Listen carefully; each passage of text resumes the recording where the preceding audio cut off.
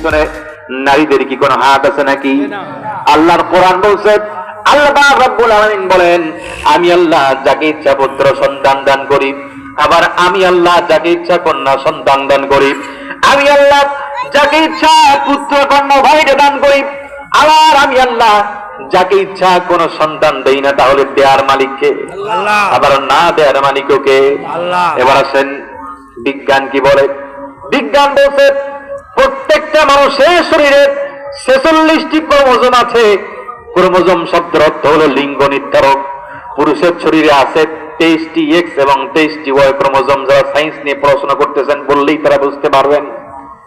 যারা মহিলা আছেন তাদের মধ্যে আল্লাহ পাক 46টি ক্রোমোজোম দিয়েছেন, কিন্তু ওয়াই একটা ওয়াই ক্রোমোজোম নাই, অর্থাৎ 46টাই এক্স ক্রোমোজোম।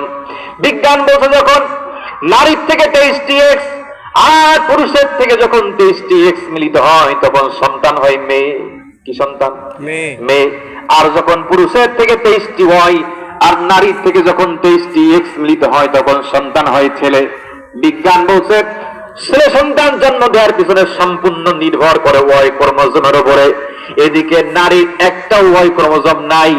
কন্যা সন্তান জন্ম দেওয়ার পিছনেই যদি আসল দোষ কাউকে দিতে হয়, 100% দোষ পুরুষের, নারীর 1% কোনো দোষ নাই। কিন্তু সেই যুগে রাসূল করিম সাল্লাল্লাহু আলাইহি ওয়াসাল্লাম আবির্ভাবের পূর্বে দুনিয়ার অবস্থা এত খারাপ ছিল, কন্যা সন্তান হলেই তাদেরকে জীবন্ত পুঁতে ফেলা হতো, কন্যা সন্তান হলেই জীবন্ত কবর দেয়া হতো। আল্লাহ নবী বিশ্ব নবীর একজন সাহাবী ছিলেন, নাম হলো হযরত দাহিয়া কালবী রাদিয়াল্লাহু তাআলা আনহু। ইসলাম কবুল করার পরে মসজিদে নববীর বারান্দায় বসে হাওমাও করে ক্রন্দন করতেছে। সাহাবায়ে কেরাম হতভম্ব হয়ে গেলেন। ইসলাম কবুল করার কারণে আল্লাহ পাক রব্বুল আলামিন দাহিয়া কালবীর সমস্ত অপরাধ ক্ষমা করে দিয়েছেন। তারপর দাহিয়া কালবী কেন এত জোরে ক্রন্দন করে নবীজির কাছে চলে গেলেন, ইয়া রাসূলুল্লাহ, ইয়া হাবিবাল্লাহ, আপনার একজন সাহাবী ইসলাম কবুল করেছেন, নাম তার দাহিয়া কালবী। ইসলাম কবুল করার সঙ্গে সঙ্গে আপনি বলেছেন আল ইসলামু ইয়ানহাদিমু মা কানা ক্বাবলা, ইসলাম গ্রহণ করার সঙ্গে সঙ্গে পূর্বের সমস্ত অপরাধ ক্ষমা করে দেওয়া হয়েছে। নবীজি তাহলে কেন দাহিয়া কালবী এত হাওমাও করে ক্রন্দন করতেছেন? নবীজি আপনি চলেন। রাসূল করিম সাল্লাল্লাহু আলাইহি ওয়াসাল্লাম চলে গেলেন। ডাক দিয়ে বলেন, দাহিয়া কালবী, ইসলাম কবুল করেছে, সব অপরাধ তোমার ক্ষমা করে দেওয়া হয়েছে, তারপরেও কেন তুমি এত জোরে ক্রন্দন করতেছো? তোমার কাছে জানতে চাই। হযরত দাহিয়া কালবী বলে, নবীজি, আমি জানি ইসলাম কবুল করার সাথে সাথে আমার পূর্বের সমস্ত গুনাহ ক্ষমা করে দেওয়া হয়েছে, কিন্তু আমার একটা গুনাহ নিয়ে, একটা কাজ নিয়ে, গর্হিত কাজ নিয়ে আমার বড় সন্দেহ হয় যে আল্লাহ পাক রব্বুল আলামিন আমার এই গুনাহ কোশ্চিন কালে ক্ষমা করবেন কিনা আমার সন্দেহ হয়। কি সেই অপরাধ? আল্লাহ নবী বিশ্ব নবীর সঙ্গে হযরত দাহিয়া কালবী রাদিয়াল্লাহু তাআলা আনহু বলতেছেন, ইয়া রাসূলুল্লাহ, ইয়া হাবিবাল্লাহ, ইসলাম গ্রহণ করার পূর্বে আমি অনেক কন্যা সন্তানকে আমার জীবন্ত পুঁতে ফেলেছি, আমি নিজের হাত দিয়ে। তার মধ্যে আমার কলিজার টুকরা কন্যা ছিল অন্যতম। আমার কলিজার টুকরা কন্যা যখন ওর মায়ের রেহেমে কনসিভ হলো, তখন ডাক দিয়ে বললাম, বিবি রে, ব্যবসার উদ্দেশ্যে চলে যাই। আমার যদি সন্তান হয় ছেলে, তাহলে সুন্দরভাবে লালন পালন করবে, কোন ত্রুটি যাতে করে না হয়। আর যদি কন্যা সন্তান প্রসব করো, আমি যেন ব্যবসা থেকে সেই কন্যা সন্তানের চেহারা যেন আমি আমার দু চোখ দিয়ে দেখতে না পাই। এই বলে আমি চলে গেলাম। কয়েক বছর পরে যখন আমি ফিরে আসবো, এমন অবস্থায় এসে দেখলাম আর কলিজার টুকরা কন্যা দুনিয়াতে আগমন করেছে। ততক্ষণে তার বয়স 9 বছর হয়ে গিয়েছে।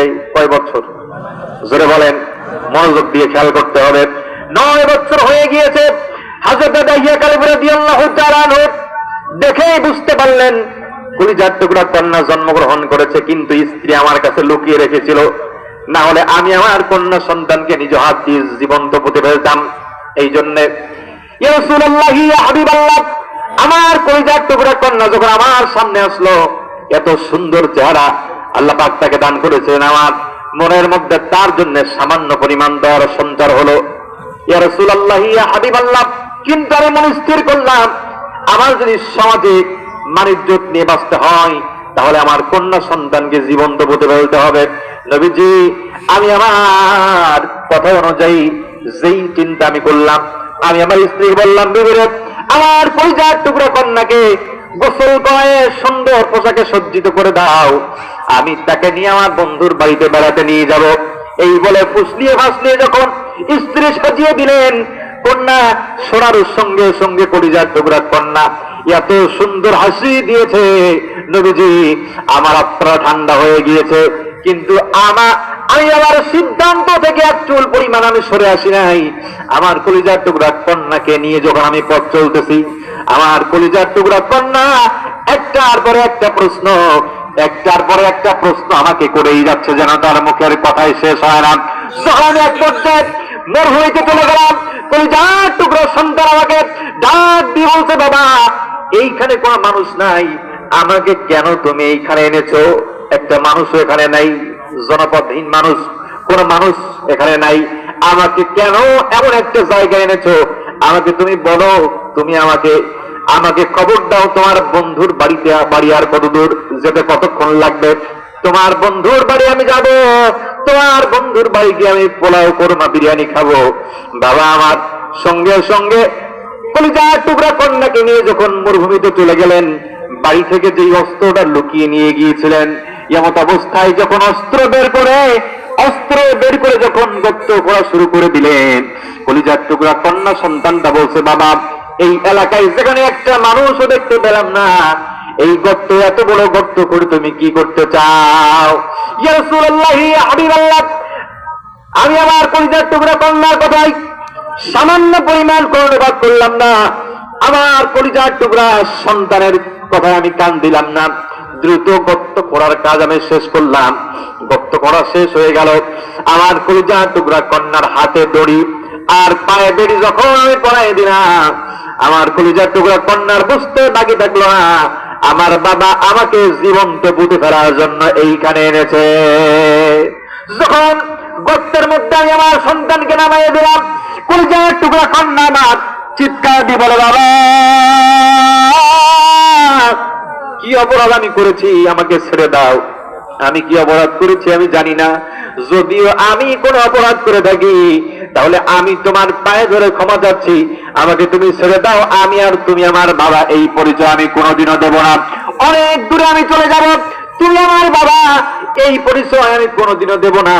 নবীজি এত কথা বলার পরেও আমার অন্তরের মধ্যে আমার সন্তানের জন্য, কলিজার টুকরা কন্যার জন্য আমার অন্তরে সামান্য পরিমাণ দয়ার সঞ্চার হয় নাই। আমার কলিজার টুকরা কন্যাকে যখন গর্তের মধ্যে নামায় দিলাম, একটার পর একটা পাথর যখন চাবাই দিচ্ছি, আমার কলিজার টুকরা কন্যাটা ওই গর্ত থেকে একটা করে পাথর সরে আমি বাবার চেহারার দিকে তাকাচ্ছে আর বলছে, বাবা আমাকে বাঁচাও। ইয়া রাসূলুল্লাহ, ইয়া হাবিবাল্লাহ, তারপরেও আমি আমার সিদ্ধান্ত থেকে এক চুল পরিমাণ সরে যাই নাই। আমার কলিজার টুকরা সন্তানকে যখন আমি পুঁতে ফেললাম, জীবন্ত কবর দিলাম, একটা আঙ্গুল আমার সন্তানের বের হয়েছিল, একটা আঙ্গুল দিয়ে আমি বাবার হাতটা চেপে ধরেছে। আমার একটা আঙ্গুল ছিল, হাতটা দিয়ে আমার কলিজার টুকরা সন্তান আঙ্গুলটা চেপে ধরেছে। আমার কলিজার টুকরা আমি জোরে আঙ্গুলটা ছাড়িয়ে নিয়ে তারপরে চলে এসেছি। নবীজি নির্মমভাবে আমার কলিজার টুকরা কন্যাকে আমি হত্যা করেছিলাম, জীবন্ত কবর দিয়েছিলাম। আমার মনে হয় আল্লাহ পাক রব্বুল আলামিন আমার সমস্ত অপরাধ ক্ষমা করলেও এই অপরাধ আল্লাহ পাক ক্ষমা করবেন না। নবী করিম সাল্লাল্লাহু আলাইহি ওয়াসাল্লামের চোখ দিয়ে দরদর করে পানি নামতেছে। নবী করিম সাল্লাল্লাহু আলাইহি ওয়াসাল্লাম বলেন, এত বড় গর্হিত কাজ তুমি কিভাবে করতে পারলে? তবুও ইসলাম এমন একটা জিনিস, ইসলাম কবুল করার সাথে সাথে আল্লাহ পাক রব্বুল আলামিন তোমার জীবনের সমস্ত গুনাহ ক্ষমা করে দিয়েছে। নবী করিম সাল্লাল্লাহু আলাইহি ওয়াসাল্লাম যেই যুগে জন্মগ্রহণ করলেন সেই যুগের অবস্থা ভালো ছিল না। কন্যা সন্তান হলেই তারা জীবন্ত কবর দিত। এবার দেহ সেখানে পড়ে আছে, নবীজির চোখ দিয়ে দরদর করে পানি নামতেছে, দরদর করে পানি নামতেছে। ডাক দিয়ে বলেন, আমর ইবনে জুবহ, আমি নবীর ভালোবাসায় তুমি তোমার জীবন দিয়ে দিয়েছো। শুধু তাই নয়, তোমার 4 জন ছেলে ছিল, যার মধ্যে 7 বছরের ছোট্ট সন্তানকেও ঘরে বসায় রাখো নাই। আমি নবীর ভালোবাসায় 4 জন সন্তান ওর মধ্যে 7 বছরের সন্তানটাও আমি নবীর ভালোবাসায় জীবন দিয়ে দিয়েছে। অর্থাৎ এক কথায় আমি নবীকে তোমরা দুনিয়ায় ভুলে যাও নাই, আমি নবী তোমাদের কথা দিচ্ছি জান্নাতেও আমিও নবী তোমাদেরকে ভুলে যাব না। আমার মনের ভাইরা, জান্নাতের মধ্যে জান্নাতীদের জন্য এত নাজ নিয়ামত রাখা হয়েছে। নবী আমার বলেন, মা লা আইনুন রাআত ওয়ালা উযুনুন সামিআত ওয়ালা খাতারা আলা কলবিল বাশার। দুনিয়ার কোন চোখ সেটা দেখে নাই, আর দুনিয়ার কোন কান সেটা শ্রবণ করে নাই, দুনিয়ার কোন অন্তঃকরণ কল্পনাও করতে পারে নাই জান্নাতের মধ্যে জান্নাতীদের জন্য এত নাজ নিয়ামত থাকতে পারে। আমি তো জানি না পাবো কি পাবো না, আল্লাহ তোমার দেয়া সেরা জান্নাত। জান্নাত চাই কি চাই না? আল্লাহ রাসূল বলেন, জান্নাত যদি চাইতে হয় সর্বোচ্চ জান্নাত জান্নাতুল ফিরদাউস চাইতে হবে।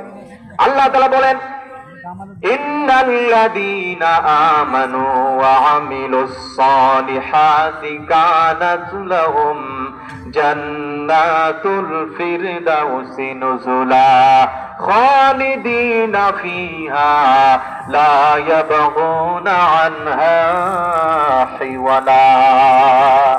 আল্লাহর কাছে জান্নাত চাইলে সর্বোচ্চ জান্নাত জান্নাতুল ফিরদাউস আমরা চাই কি চাই না?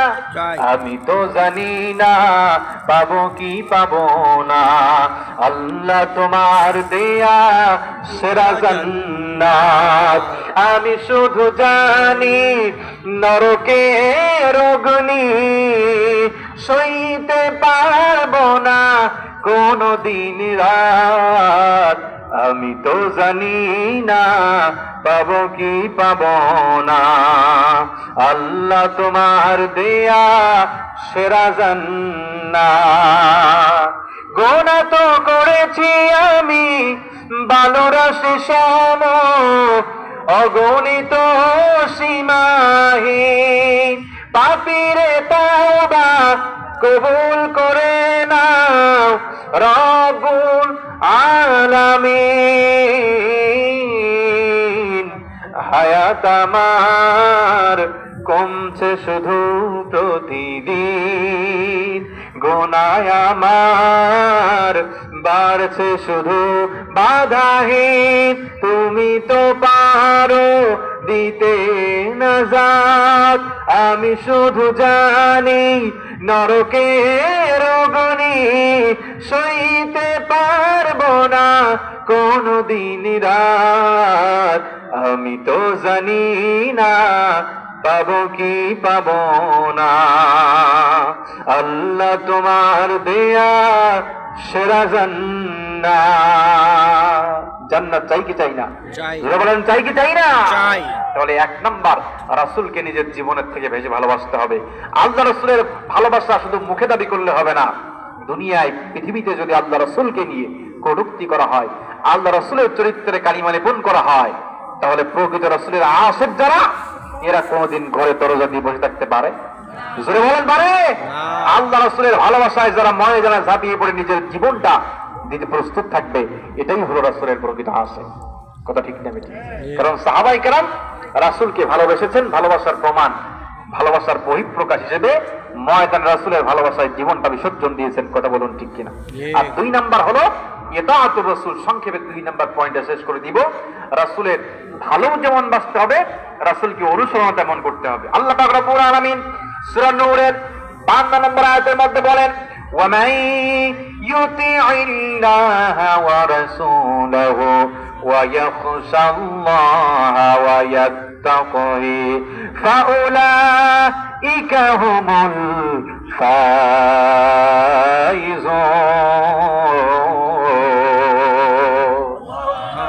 ইমামুল আউয়ালিন ওয়াল আখিরিন বহর সাদাকা রাহমাতাল লিল আলামিন সাইয়্যিদুল কাওনাইন খাতামুল মুরসালিন আখিরা مدبود فخر الأولين رزينا قسمة الجبار فينا لنا علم وللأعداء إيمان فإن العلم يفني عن قريبين وإن العلم মাদাখিল্লা ইয়াজালু ইলমে রায়ে জাজু কর দন্দে সাব খলকে রাদা দন জওয়াবে বাসাওয়া।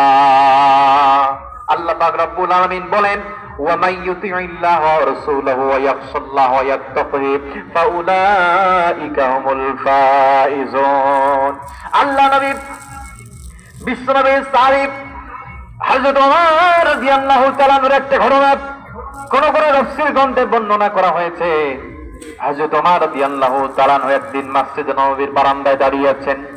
হঠাৎ করে রোম দেশ থেকে একজন লোক আসলো, তার সামনে বলল, আশহাদু আল্লা ইলাহা ইল্লাল্লাহু ওয়াহদাহু লা শারীকা লাহু ওয়া আশহাদু আন্না মুহাম্মাদান আবদুহু ওয়া রাসূলুহু।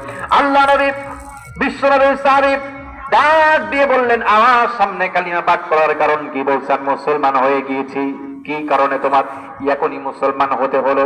বলছে, আমি তাওরাত পড়েছি, আমি জাবুর পড়েছি, আমি ইনজিল পড়েছি, অনেক কিতাব আমার নখদর্পণে, কিন্তু কোরআনের একটা আয়াত আমি মুসলিম কয়েদির মুখে আমি শুনেছিলাম। আয়াতটা শুনে আমার মনে হয়েছে গোটা কিতাবের মধ্যে যেটা আছে আল্লাহ পাক রব্বুল আলামিন একটা আয়াতের মধ্যে সেই কথা ঢুকিয়ে দিয়েছে। হযরত ওমর রাদিয়াল্লাহু তাআলা বললেন, কি সেই আয়াত? তখন তিনি আয়াতটা তেলাওয়াত করে এবং তাফসীর করলেন। এক নাম্বার হলো ওয়া মান ইউতিইল্লাহ, যারা আল্লাহর ফরজ বিষয়গুলো মানে। দুই নাম্বার ওয়া রাসূলহু, যারা রাসূলের অনুসরণ করে। কি করে? অনুসরণ করে। তিন নাম্বার ওয়া ইয়াখশাল্লাহ, অতীতের গুনাহ সম্পর্কে যারা আল্লাহর কাছে অনুশোচনা করে।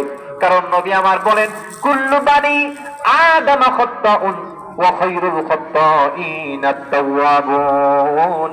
নবী আমার বলেন, প্রত্যেক বানি আদম গুনাহগার, প্রত্যেক মানুষই গুনাহগার, কিন্তু তাদের মধ্যে সেই ব্যক্তি উত্তম যেই ব্যক্তি অপরাধ করার পরে, যেই ব্যক্তি গুনাহ করার পরে আল্লাহর কাছে তাওবা করে। তিন নাম্বার ওয়া ইয়াখশাল্লাহ, অতীতের গুনাহ সম্পর্কে যারা আল্লাহর কাছে অনুশোচনা করে। আর চার নাম্বার ওয়া ইয়াত্তাকি, ভবিষ্যৎ জীবনের সঙ্গে যারা সম্পৃক্ততা রাখে। আল্লাহ পাক রব্বুল আলামিন বলেন, ফাউলাইকা হুমুল ফাইজুন, এরাই হলো দুনিয়ার সব থেকে সফল কাম। আল্লাহ পাক রব্বুল আলামিন বলেন, প্রকৃত সফল কাম কারা? কামান যুহজিহা আনিন নারি ওয়া উদখিলাল জান্নাতা ফাকাদ ফাজ ওয়া মাল হায়াতুদ দুনিয়া ইল্লা মাতাউল গুরুর। আল্লাহ পাক রব্বুল আলামিন বলেন, প্রকৃত সফলকাম তারা যাদেরকে আল্লাহ পাক জাহান্নাম থেকে মুক্ত করে জান্নাতের মধ্যে প্রবেশ করাবেন। এর থেকে সফলকাম ব্যক্তি আর দুনিয়ায় কেউ হতে পারে না। জান্নাত চির সুখেরই ঘর, জান্নাত চির সুখেরই ঘর, যদি জানতে ওগো তুমি মায়া ঘেরা রঙিন পৃথিবী নয়তো সুখের খনি। মায়া ঘেরা রঙিন পৃথিবী নয়তো সুখের খনি। জান্নাতে পাবে তুমি হুরুল গিলমান যাবে, জান্নাতের সব নিয়ামত তোমায় স্বাগত জানাবে। আল্লাহ বলেন, শর্ত একটাই তোমাকে দিতে হবে কোরবানি। শর্ত একটাই তোমাকে দিতে হবে কোরবানি।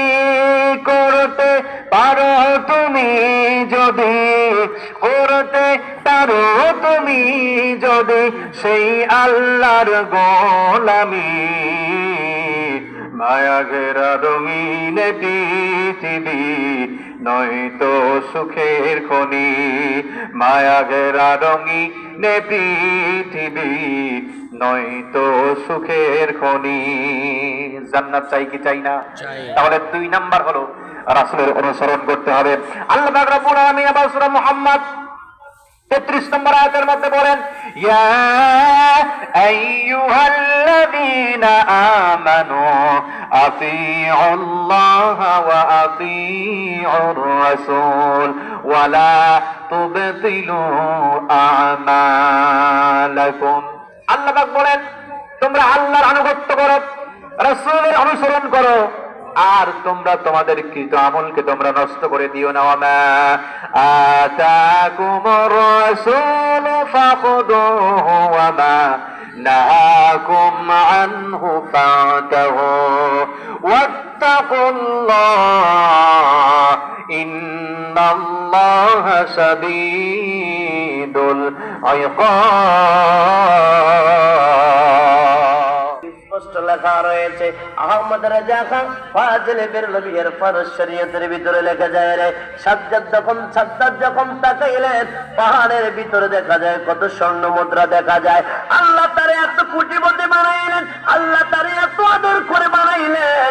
এই দুনিয়ার মানুষ, ও আমার যুব সমাজ শুনে রাখো রে, যুবক ভাইয়ারা রে, বৃদ্ধ বাবারা, পর্দানি সীমা বোনেরা শুনে রাখো রে, মা যে আল্লাহ তোমারে আদর কইরা, এত মায়া কইরা মায়ের পেটে তোমারে রাইখা একদিন নয়, দুদিন নয়, 3 দিন নয়, 4 দিন নয়, আল্লাহ কোন পায়া কোন বললে হয়ে যায়। আল্লাহ কোন পায়া কোন বলে নাই। আল্লাহ পাক রব্বে কারীম কুদরতি হাত দ্বারা তোমারে 10 মাস 10 দিন ভরে আল্লাহ তোমাকে মায়ের পেটে রাখছে রে। সাদ্দাতের আল্লাহ এত কোটিপতি বানাইলো, বানাইতে বানাইতে শেষ পর্যন্ত সাদ্দাত নিজের খোদা দাবি করেছেন। আওয়াজ দিয়ে বলা যাবে না নাউজুবিল্লাহ? একটু জোরে জোরে জোরে জোরে আওয়াজ দিয়ে বলে তো নাউজুবিল্লাহ। যেই মাত্র খোদা দাবি করলেন, খোদা দাবি করার পরে আমার আল্লাহর কাছে কেমন লাগে? ও কথা বলো। আমার কিভাবে সম্ভব তোমরা আল্লাহ পাকের কুফরি করো, আল্লাহ পাকের নাফরমানি করো, আল্লাহ পাকের নাফরমানি করে করে তোমাদের জিন্দেগি বরবাদ করে দিয়েছো। কুনতুম আমওয়াত, তোমরা অথচ ছিলে মুর্দা। আমরা কি মৃত ছিলাম না? কি বলেন? আমরা আমাদের দুনিয়াতে আসার আগে আমাদের অস্তিত্ব ছিল না। আল্লাহ নিজে বলেন তোমাদের তো অস্তিত্ব ছিল না, তোমরা ছিল অদৃশ্য জগতে, মৌতের জগতে। আমি আল্লাহ বলেন, কুনতুম আমওয়াতান সুম্মা আহইয়াকুম সুম্মা ইউমীতুকুম সুম্মা ইউহয়িকুম সুম্মা ইলাইহি তুরজাউন। আল্লাহ পাক ঘোষণা করেন যে আমি আল্লাহ দয়া করে তোমার জীবন দিয়েছি, মরার পরে দুনিয়াতে নাই, আছি, এসেছি। এটা কি জীবন দিছে না? কি বলেন? এই তো অনেকের বয়স 70-80, অনেকের বয়স কম আছে। এই কম বয়স সবাই কি একসাথে আসতে একসাথে যাবে? কি বলেন? যার যার যাওয়ার সময় আসলে যাবে। কোথায় ছোট, কোথায় বড়, কোথায় দাদা, কোথায় নাতি, কোনো হিসাব নাই। কি বলেন? কোথায় স্বামী, কোথায় স্ত্রী, কোথায় ভাই, কোথায় বোন। কি বলেন? সিরিয়াল আছে। যখন যার ডাক পড়বে তখন এসে যেতে হবে। তোমার হাজরিন, আল্লাহ পাক রব্বুল ইজ্জাত আমাদেরকে সেই কথাই স্মরণ করে দেন যে বান্দারে তুই তো কিছুই ছিলে না, তুই ছিলে মুর্দা, তুই তো কোনো অদৃশ্য ছিলে, তোমার দৃশ্যমান কিছুই ছিল না। আমি আল্লাহ পাক দয়া করে মায়া করে তোমার জীবন দিয়েছি, তোমাকে জিন্দা বানাইছি, তোমাকে মানুষ বানাইছি। নাকি বলেন? মানুষ বানাইনি, তার হয়ে তুমি জিন্দেগি গঠন করো। ওয়ালা তামুতুন্না ইল্লা ওয়া আনতুম মুসলিমুন। হুঁশিয়ার, সাবধান হয়ে যাও, হুঁশিয়ার হয়ে যাও। তুমি দুনিয়া থেকে ঈমান ছাড়া, ঈমান নেওয়া ছাড়া, মুসলমান হওয়া ছাড়া, মুসলিম মুমিন হওয়া ছাড়া তুমি দুনিয়া থেকে বিদায় হও না, কবরে আসিও না। ওয়ালা তামুতুন্না ইল্লা ওয়া আনতুম মুসলিমুন। মরিও না রে বান্দা, মরিও না, মুসলমান হওয়া ছাড়া তুমি মরিও না। মুসলমান হওয়া ছাড়া যদি মরি তাহলে কোনো কি নাই, উপায় থাকবে না।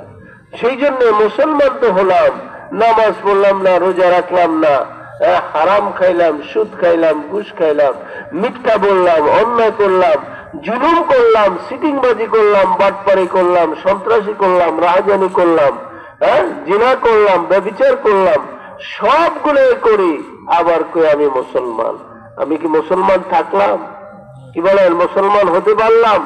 মুসলমান হতে হলে আমার কর্ম ঠিক হতে হবে, মুসলমান হতে হলে আমল ঠিক হতে হবে, মুসলমান হতে হলে কর্মের প্রতিক্রিয়া আমার শরীরের মধ্যে থাকতে হবে। যখন আমার নেক আমল শুরু হবে তখন জোরে জোরে আমার বদ আমল গুনাহগুলা চলে যাবে।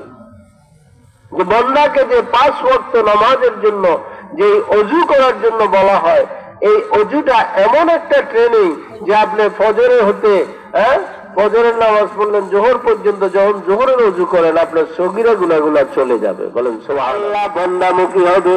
আল্লাহ পাক বলেন ফাজকুরুনি আযকুরুকুম ফাওয়াশকুরুনি ওয়ালা তাকফুরুন। বান্দা তুমি যখন আমাকে স্মরণ করবে, আমাকে ডাকবে, আমার জিকির করবে, আমি আল্লাহ তোমার জিকির করব, তোমাকে ডাকবো। কি আল্লাহ কি কয়? তুমি আমাকে ডাকলে আমিও ডাকবো। অর্থ কি? অর্থ হলো যে আমাকে যখন তুমি ডাকবে আমি আল্লাহ তোমার ডাকের সাড়া দেব। আল্লাহ কি বন্দাকে ডাকার দরকার আছে? কি বলেন?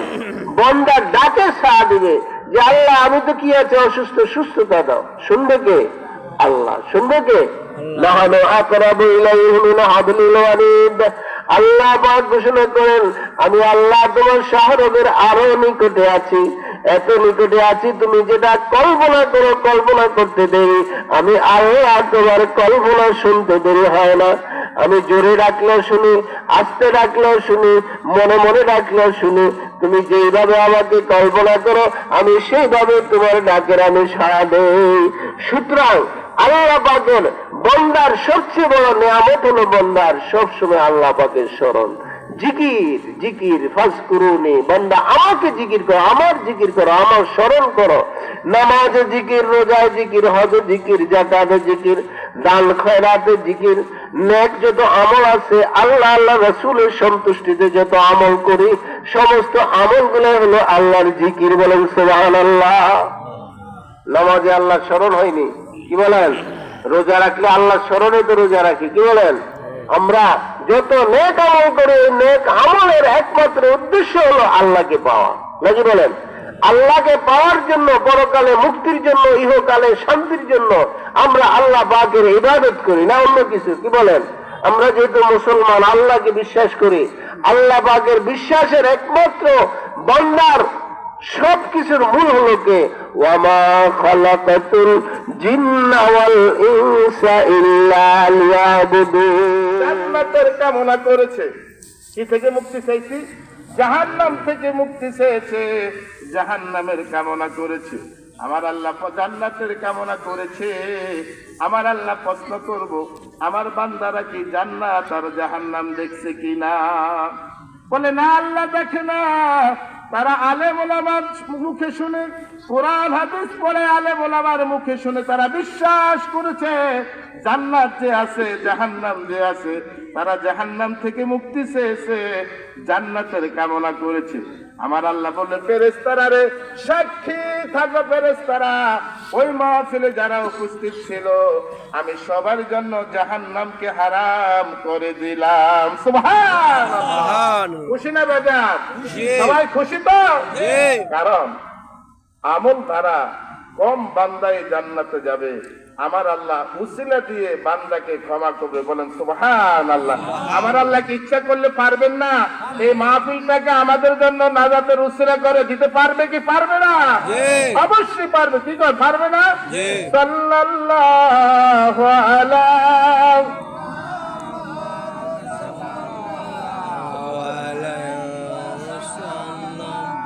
সাল্লাল্লাহু আলা মুহাম্মাদ সাল্লাল্লাহু আলাইহি ওয়াসাল্লাম। সম্মানিত উপস্থিতি, আমি ভূমিকাতে পবিত্র কালামুল্লাহ